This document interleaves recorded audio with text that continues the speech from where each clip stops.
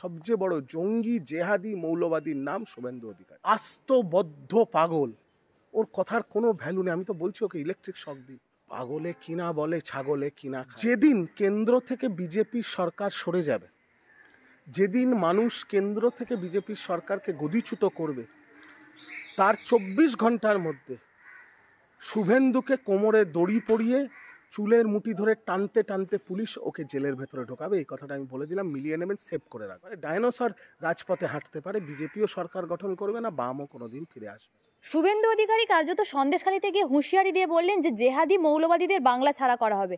বঙ্গ রাজনীতিতে এরকম বিদ্বেষমূলক কথা।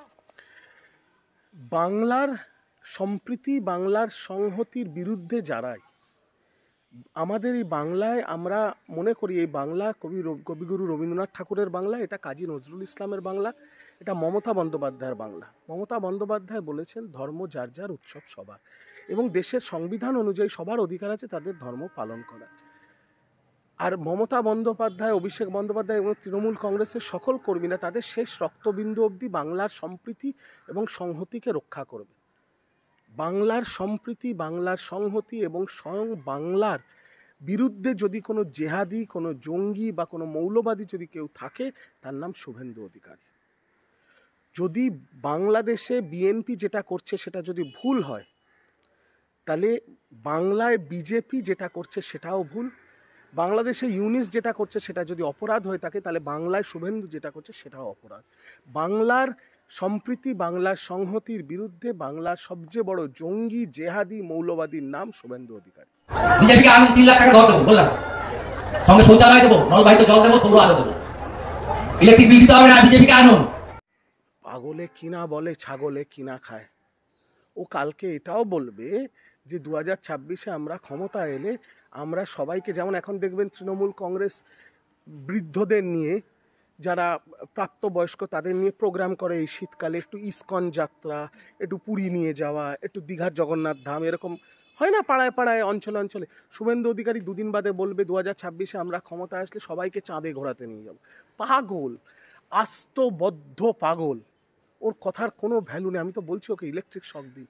ওর কথার কোনো ভ্যালু নেই। আর এই শতাব্দীর সবচেয়ে বড় দুটো মিথ্যে কথা হচ্ছে, এক, বামফ্রন্ট আবার ঘুরে দাঁড়াবে, বাম ঘুরে দাঁড়াবে, আর 2, বিজেপি বাংলায় সরকার গঠন করবে।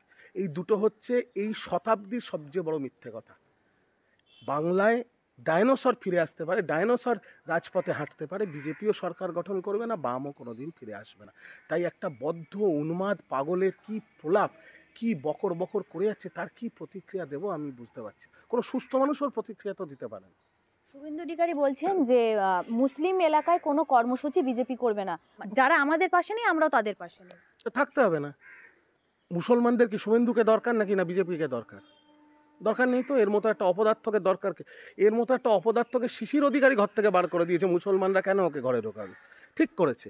কিন্তু এখানে একটা বড় প্রশ্ন হচ্ছে, যেখানে শুভেন্দু অধিকারী এরকম বিদ্বেষমূলক কথা বলছে, এরকম সাম্প্রদায়িক মন্তব্য করছে, সেখানে শুভেন্দু অধিকারীর রাজনৈতিক তথাকথিত বাবা নরেন্দ্র মোদী খাজা মঈনুদ্দিন চিশতির দরগায় চাদর চড়াচ্ছে।